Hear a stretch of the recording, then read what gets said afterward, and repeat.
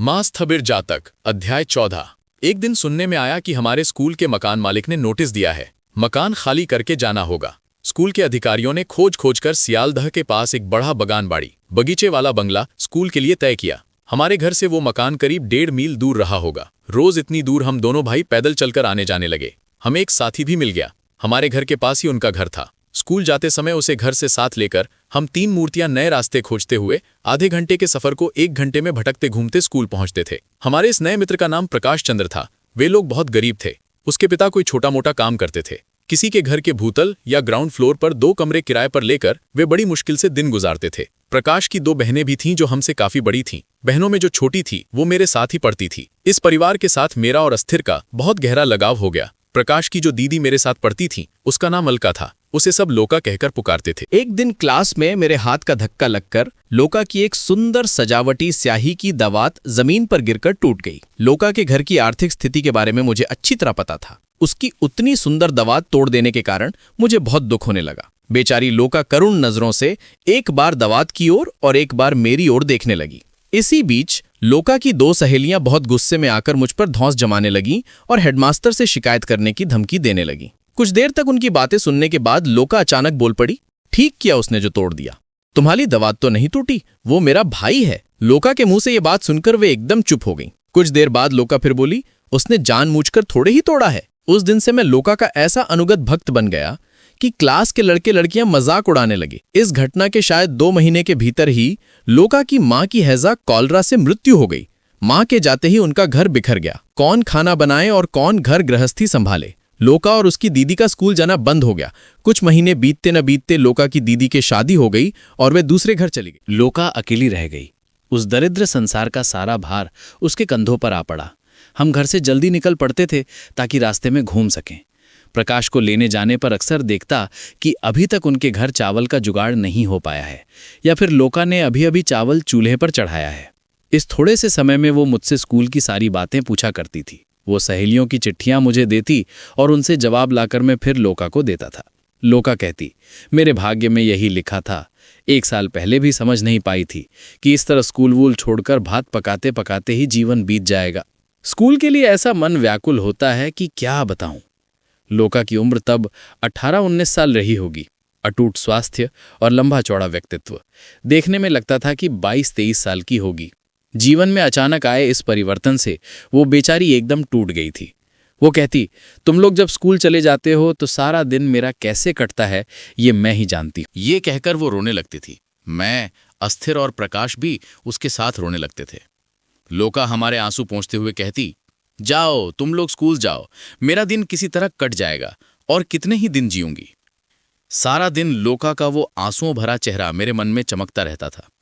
एक दिन प्रकाश के घर जाकर देखा कि लोका अभी चूल्हा सुलगा ही रही है। मैंने एक बड़े बुजुर्ग मुरब्बी की तरह उससे कहा, लोका तुमने तो हद कर दी, क्या रोज ही देर करोगी। मेरी उम्र तब 9 साल थी और लोका की 18। लोका ने मेरी बात का कोई जवाब नहीं दिया, बस मंद मंद मुस्कुराते हुए चूल्हे को तेजी से पंखा झलने लगी। प्रकाश का खाना खत्म होते होते उस दिन लगभग 11:30 बज गए। लोका ने कहा, आज अब इतनी देर से स्कूल जाकर क्या होगा, यहीं 4 बजे तक रुककर फिर घर चले जाना। सारी दोपहर खूब शोर शराबे और मस्ती में भी थी। करीब 2 बजे उनके घर 2-3 युवक आए जो प्रकाश के बड़े भाई के दोस्त थे। मैंने देखा कि लोका के साथ उनकी काफी घनिष्ठता थी। हमारे अलावा लोका का किसी और के साथ इतना मेलजोल देखकर मन में ईर्ष्या होने लगी। खैर, कुछ देर बाद वे चले गए। 4 बजते ही हम भी घर लौट आए। उस दिन मैंने पहली बार स्कूल से छुट्टी मारी, स्कूल पाला लूं। कुछ दिनों तक ऐसा ही चला। एक दिन, उस दिन हमें ही देर हो गई थी। प्रकाश के घर जाकर देखा कि लोका बीमार है। वो बिस्तर पर लेटी हुई है और प्रकाश खाना बना रहा है। खाना बनाने का मतलब था भात चूल्हे पर चढ़ाकर लोका लेट गई थी और प्रकाश बस चूल्हे के पास बैठा था। अस्थिर रसोई में प्रकाश के साथ गप्पे लड़ाने लगा और मैं जाकर लोका के पास बैठ गया। मैंने पूछा, क्या हुआ है लोका। बैठकी दोनों हाथों से मुंह ढककर लेटी हुई थी। जैसे ही उसने हाथ हटाए मैंने देखा कि उसकी दोनों आंखों से आंसू बह रहे हैं। न जाने किस यंत्रणा से उसका चेहरा रह रहकर विकृत बिगड़ हो रहा था। लोका का रंग सांवला था पर नैन नक्श काफी सुडौल और सुंदर थे। मेरी आंखों में तो लोका देखने में बहुत अच्छी ही थी, लेकिन दर्द के कारण उसका चेहरा उस समय ऐसा भयावह हो गया था कि क्या बताऊं। लोका रोते रोते बोली, स्थबिर भाई मेरा सर्वनाश हो गया है, अब मैं और नहीं बचूंगी। मुझे लगा लोका को हैजा कॉलरा हो गया है। उस दिन उसकी माँ उसी बीमारी से मरी थी, आज फिर उसे भी वही बीमारी लग गई। डर लगने लगा, पर कुछ ही दिन पहले पिताजी ने हमें कॉलरा का टीका भी लगवा दिया था। मन में थोड़ी तसल्ली थी कि हमें ये बीमारी नहीं होगी। लोका का दर्द धीरे धीरे बढ़ने लगा। उसने चीख चीख कर रोना शुरू कर दिया। रोते रोते वो कहने लगी, माँ तुम कहाँ हो, मुझे अपने पास ले जाओ। तुम चली गई, मुझे यूं असहाय छोड़कर क्यों चली गई? उसका रोना देखकर हम भी रोने लगे। उस समय उनके घर पर कोई नहीं था। क्या होगा, किसे बुलाना होगा, हमें कुछ भी नहीं पता था। इधर लोका का दर्द और उसके साथ साथ उसकी चीखें बढ़ती ही जा रही थीं। इसी बीच उसने हमसे कहा, स्थबिर तुम लोग स्कूल चले जाओ, प्रकाश आज नहीं जाएगा। अगर मैं मर जाऊं तो लोका को भूलना मत। दुखी मन से हम दोनों स्कूल चले गए। रास्ते में जाते जाते अस्थिर ने कहा, लोका बहुत अच्छी है, बड़ा होकर मैं उन्हें पैसे दूंगा, बेचारों को खाने को नहीं मिलता। लोका की बीमारी की बात घर पर कुछ नहीं बताई। हैजे के मरीज के बिस्तर पर बैठकर उसके सिर पर हाथ फेरा है, ये जानकर मां अनर्थ कर देंगी, इसी डर से। अगले दिन जल्दी खा पीकर लोका के घर जाकर देखा तो उनके दरवाजे पर ताला लटका था, वहां कोई नहीं था। हम रोज जाते और देखते कि लोका के घर का ताला बंद है। शायद 5 दिन बाद उनका कमरा खुला देखकर हम भीतर दाखिल हुए। भीतर जाकर देखा, कमरे के एक कोने में लोका के पिता बैठे एक तारा बजाते हुए आंखें मूंदकर गा रहे हैं, गाओ रे उन्हीं का नाम, रचा है जिन्होंने यह विश्वधाम। हम दोनों दूर खड़े रहे। गाना खत्म होने पर उन्होंने आंखें खोली और मुझे देखकर बोले, कौन है रे स्थबिरा? वे सब तो मामा के घर चले गए हैं, प्रकाश कल आएगा। भारी घबराहट में हाफते हुए मैंने पूछा, लोका कैसी है? वृद्ध बोले, लोका? लोका अच्छी है। अगले दिन देखा कि प्रकाश तैयार ही खड़ा है। उसके पिता रसोई घर का कामकाज देख रहे हैं। लोका वहां नहीं है। सड़क पर निकलकर मैंने प्रकाश से पूछा, लोका कैसी है रे? प्रकाश बोला, अच्छी है। मैंने पूछा, लोका को हुआ क्या है रे? प्रकाश ने बिना किसी झिझक के कहा, लोका को बच्चा हुआ है। मैं सन्न रह गया। एक कुंवारी लड़की का मां बनना कितनी गंभीर बात है, ये जानकारी हमें उस छोटी सी उम्र में ही थी। शायद 5-7 उपन्यास हमें तब तक कंठस्थ हो चुके थे। कुंवारी माता की दुर्दशा की कुछ कहानियां भी पढ़ रखी थीं। अंततः लोका का ये हश्र हुआ। प्रकाश कहने लगा, लोका को अब घर वापस नहीं लाया जाएगा, वो जहां चाहे वहां चली जाए। पिताजी ने कहा है कि अब वे उसका मुंह नहीं देखेंगे। लोका दिन रात रो रही है। कठोर संसार से ये मेरा पहला परिचय था। लोका, जो उनके छोटे से संसार की सर्वे सर्वा थी, उसका ये क्या हाल हो गया? प्रकाश उसके बड़े भाई और पिता के लिए वो न जाने किस तड़के उठकर घर का काम शुरू करती थी, और फिर रात के 10-11 बजे तक उनकी सुख सुविधा के लिए उसकी मेहनत का कोई अंत नहीं था।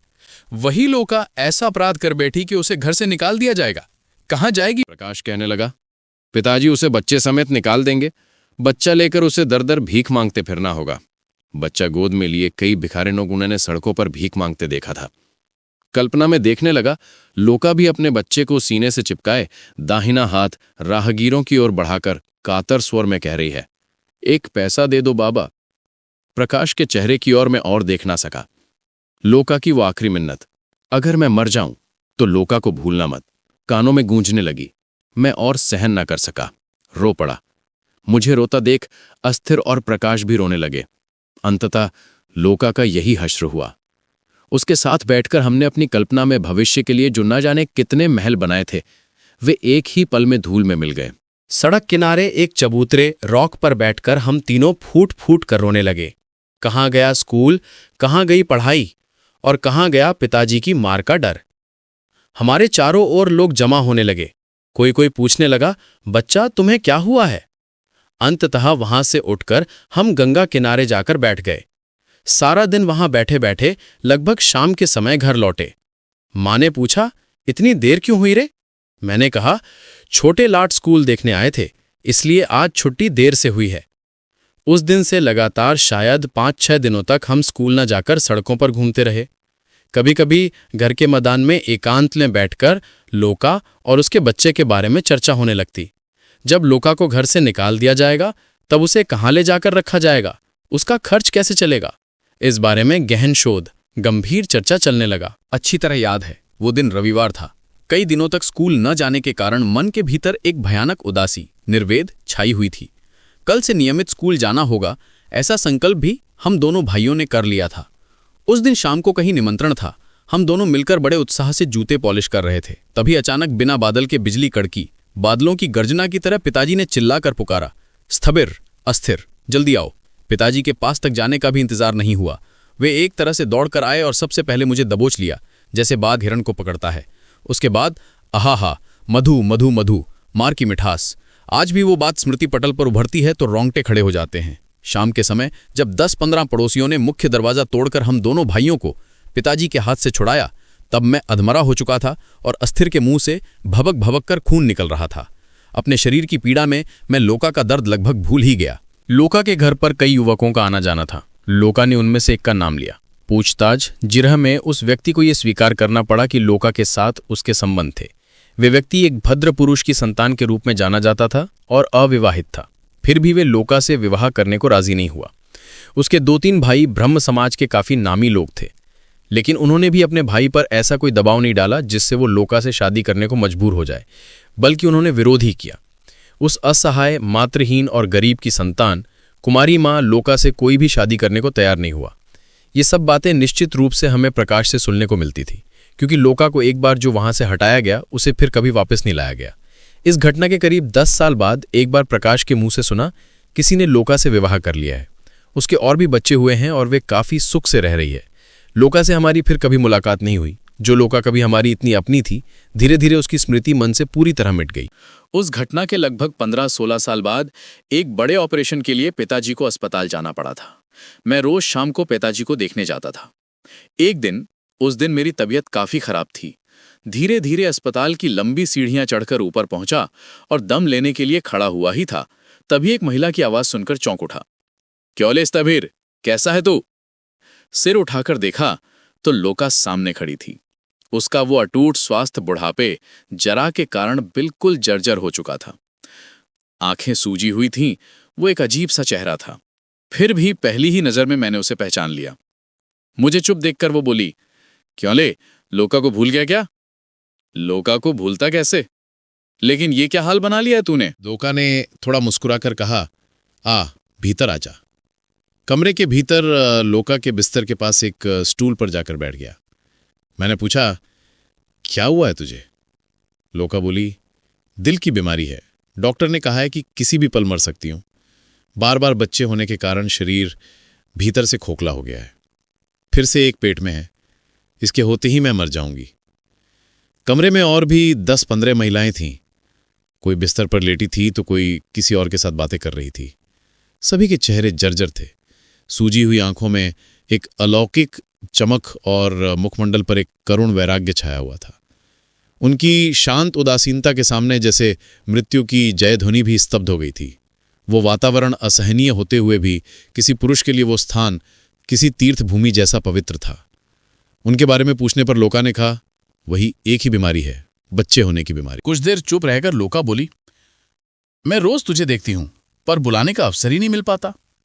आज तुझे पकड़ूंगी, मिलूंगी, इसी इरादे से मैं दरवाजे के पास जाकर बैठी थी। थोड़ा हाफते हुए उसने फिर कहा, तू रोज आता है, अस्थिर नहीं आता? अस्थिर की मृत्यु की बात सुनकर वो हैरान होकर मेरे चेहरे की ओर ताकते रह गई। देखते ही देखते उसकी दोनों आंखें आंसुओं से भर गईं। मैं उसके चेहरे की ओर और देख ना सका। मैंने अपना मुंह दूसरी तरफ मोड़ लिया। उसके बाद हमारे बीच और कोई बात नहीं हुई। एक बार मुड़कर देखा तो लोका धीरे धीरे जैसे सुस्त झिमियां पड़ती जा रही थी। अंततः वो लेट गई। धीरे धीरे उसकी आंखें भी बंद हो गईं। कुछ देर बैठकर मैंने कहा, लोका, अब चलता हूं भाई, कल फिर मिलेंगे। यहां ज्यादा देर हो गई तो ये लोग पिताजी से मिलने नहीं देंगे। लोका ने आंखें खोलकर कहा, चला? अच्छा। ये कहकर उसने फिर से अपनी आंखें मूंद ली। प्रिय दोस्तों, अंत तक साथ रहने के लिए धन्यवाद। कृपया हमें प्रोत्साहित करने के लिए इस वीडियो को लाइक, शेयर और सब्सक्राइब करें। आपका सहयोग ही हमारी सबसे बड़ी प्रेरणा है। धन्यवाद।